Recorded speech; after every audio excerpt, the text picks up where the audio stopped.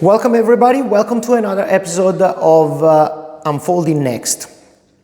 This episode is still part of the series and the playlist about the crypto and the blockchain. And today we're going to talk about wallets. We're going to talk about wallets. I put some notes here to follow kind of a script. So the most important things to understand that a wallet is in the Web3, in blockchain and crypto world is your gateway to the crypto, okay? So, or through which you interacting with the chain, with the blockchain, regardless which chain we're talking about. There are some technical details that needs to be clarified and need to be explained. So first of all, everybody needs to understand that a wallet is not where your assets, where your coins, where your token are stored, but your wallet is the key to access to those assets and to the key to interact with them. In order to utilize, move, do a transaction, you must use your wallet to sign the transaction, signing and authorizing a transaction. All the assets are always stored in the blockchain where they reside, and the blockchain, as you know, they are immutable, so they can be forever. But if you lose the keys to access those assets, well, your assets are gone forever. Also, very, very, very, very important. Let's try to start to understand what it's a custodial wallet or what is non-custodial wallet. And that's the first most important things to understand. Let's say, when you sign up on centralized exchange, that, for example, we're talking about, let's talk about the biggest exchange, Binance. Everybody knows what it is. So you are just registering on Binance through your email, or you do your KYC, and you got an account. In that moment, Binance automatically creates for your account, create and make yourself available what we call a custodial wallet. So whatever chain you are purchasing some crypto tokens or coins, you are going to be able to have one address. Well, this address is part of your account. So you can have, for example, an Ethereum address, you can have a Binance BNB chain address, you can have a Solana address, whatever it is. But all of those wallet address are part of your account. So the custodial wallet is probably one of the most dangerous things in crypto, and you will be surprised how many people are using it. Just leave all the funds into the account. So pretty much, if in this case, the centralized exchange get hacked, you lose your fund. If somebody log in and hack your personal account, log in with your email and go through the identification or the whatever, two-factor authentication, doesn't matter, somehow can drain your wallets. Doesn't matter how much you got. There is another type of wallets that they call non-custodial wallet, or in a more clear way, are those wallets that are not depending from a third party. So it's pretty much a wallet, for example, make an example, the most common, MetaMask, for all the Ethereum layer 1 and layer 2, or for example Phantom wallet for Solana blockchain, Solflare for Solana blockchain, Kepler wallet for all the Cosmos hub. But I don't want to confuse anybody. However, so these are pretty much applications where you can create your own wallet, and the process to create this hot wallet is through generating what we call a seed phrase.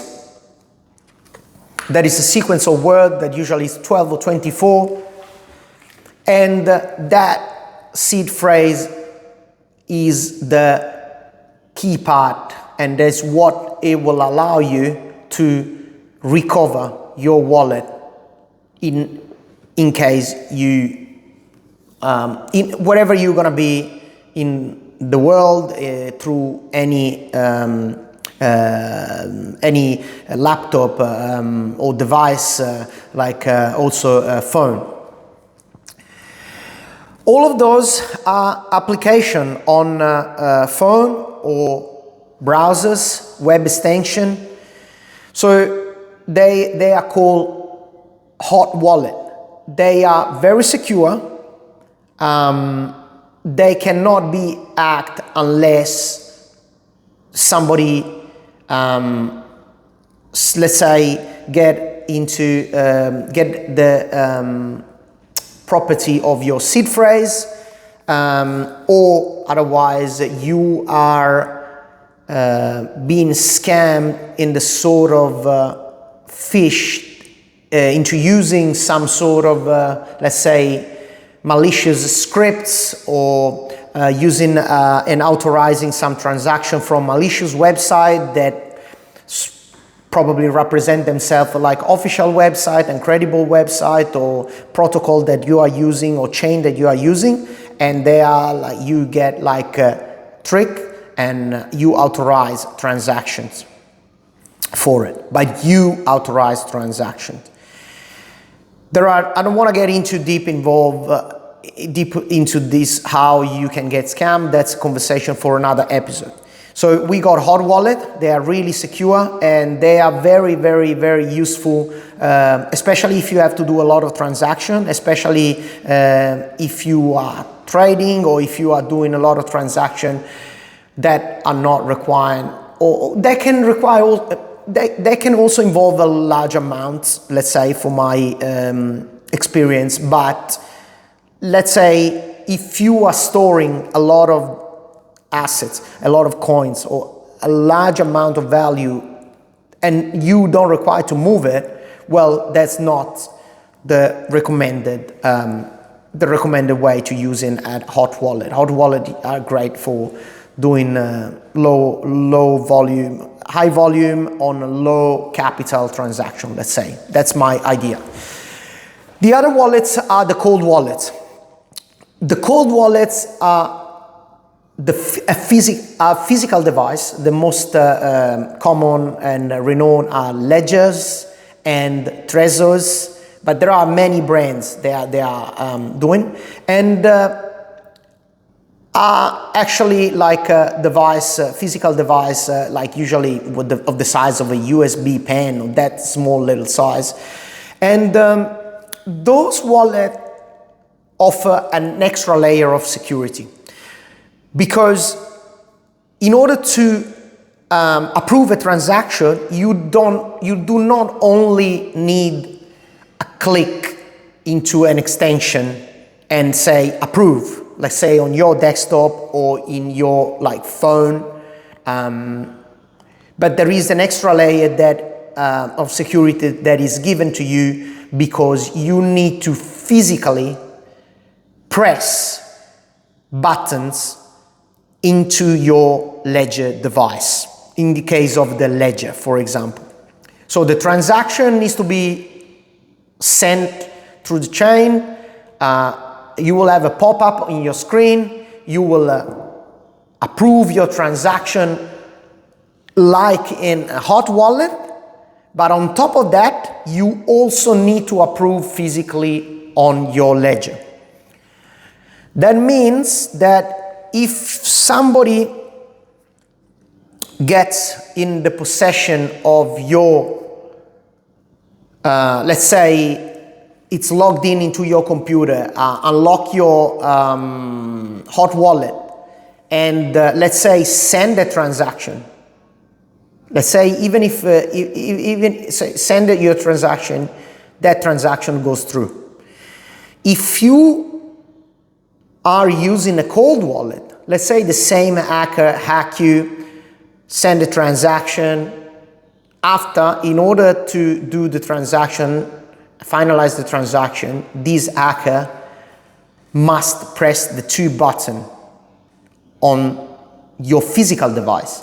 And that physical device eventually is with you or is wherever in the world, and he's not going to be able to perform that action. And therefore, he won't be able to send through this transaction. So that's a very, very important thing. Now, let's go on the part of the security and when you create a wallet. And that's a very, very, very important part. Now we know what wallets are, the difference in between the wallet, but let's go and let's also explore which are the very, very most common mistakes. So when you create a wallet, pretty much all you're gonna be doing is create a new wallet, regardless which extension you're gonna use, which wallet we're gonna use. We're gonna dive deeper into this in another episode. However, the basic creation of a wallet is create a new wallet, and you're gonna get given what is called a seed phrase. A seed phrase is a sequence of words that allow you to restore and access your wallet whenever and wherever you are. So that comes with a risk, because whoever knows this sequence of words and gonna go and restore your wallet. Let's talk about MetaMask, for example. MetaMask is an EVM compatible wallet. Majority of it supports so many chains, but it was native for Ethereum blockchain and the layer 2 of Ethereum, Optimism, Arbitrum, but it supports all sort of nowadays support all type of chain. Let's then create a new wallet. You will get given like a 24 words. You can choose, some wallet let you choose 12 words or 24 words. Obviously 24 words is more secure. However, well, 12 words, the capabilities the possibilities to have 12 random words in a sequence, it's absolutely the chance to be hacked. It's pretty much zero. However, this is the first things. When you got these words, let's say 24 words, the first mistake that the majority of the people are doing, it's copy, paste on a document into your computer or into your phone. Well, this is already, is one of the biggest mistakes, and probably 95% of the people are doing it. Because that pretty much, you are pretty much taking the risk to a level that what it only needs to be hacked is just that somebody log into your computer and open the file where you saved this seed phrase. So it doesn't make any sense to having such an extent a strong security if after you are giving your access keys or you are placing these access keys into an unsafe place, like writing into a document or putting into your phone, that anybody can just hack your device or get into your device very easily, and that's it. So the first principle is that your seed phrase should stay out of the network. So should never been photographed, should never been digitalized, should never been accessible in the network. So what I recommend when you create a wallet, I recommend to write down on a piece of paper. I do recommend to write down multiple copies of the same seed phrase. This is my personal advice, could be maybe 3 copies on 3 pieces of paper. It also depends, if you would have, depends on the amounts also of fund that you are thinking to store, or it's obviously, if you are having like, for example, $50 in it, that wallet, okay, well, you do 2 copies, and yeah, you follow the procedures, protocol safety procedure. However, you're not gonna kill yourself if you lose it. But if we're talking about millions of dollars or hundreds of thousands, or if anything that it can change your life, well, I do recommend to take these steps seriously. So again, let's imagine that we're gonna write 3 copies, okay? Obviously, it's on a piece of paper. Everything can happen on that piece of paper. Can be lost, can get flooded, can be burnt, or whatever. So it's very easy to lose a piece of paper. And it's very easy also that this piece of paper would be damaged and you could not anymore reading this seed phrase. And I want to spend a lot of time in this part because a lot of people underestimate this passage, these important steps. So again, this is my way to do things. You have in your wallet, you are writing the seed phrase, 3 copies. You want to have these copies, first of all, in a secure place. Second of all, into a place where there's no, let's say, relation into anything related on your crypto world.